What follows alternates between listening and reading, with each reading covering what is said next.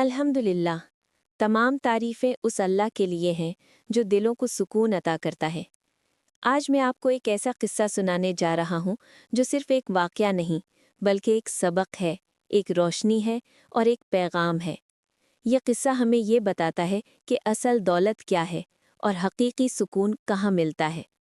एक वक्त था कि एक शहर में दो किरदार रहते थे। एक तरफ एक दौलतमंद जिसके पास सोने चांदी के अंबार थे, महल था, नौकर थे, दुनिया की हर आसाइश थी। और दूसरी तरफ एक दरवेश जिसके पास ना माल था, ना कोई बड़ा घर और ना ही दुनियावी आसाइश। लेकिन दोनों की हालत मुख्तलिफ थी। दौलतमंद के पास सब कुछ था मगर सुकून नहीं था, और दरवेश के पास कुछ नहीं था मगर दिल का सुकून था। एक दिन दौलतमंद ने दरवेश को देखा। वो करीब आया और कहा, ए दरवेश, मेरे पास दौलत है, महल है, नौकर हैं, खाने पीने की हर चीज़ है, लेकिन अजीब बात है कि मेरे दिल में सुकून नहीं है।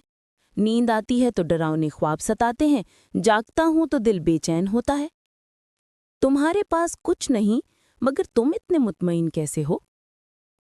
दरवेश ने नरमी से मुस्कुराकर कहा, ए भाई, सुकून दौलत से नहीं मिलता, सुकून अल्लाह के जिक्र से मिलता है।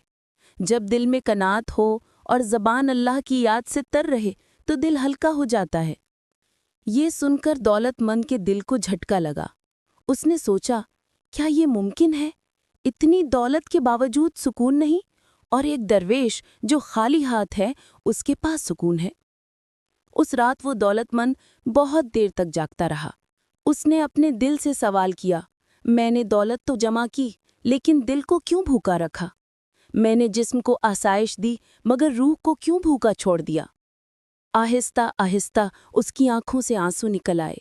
उसने पहली बार महसूस किया कि हकीकी दौलत रुपए पैसे में नहीं बल्कि दिल की कैफियत में है, और दिल की कैफियत तब बदलती है जब इंसान अल्लाह के करीब होता है।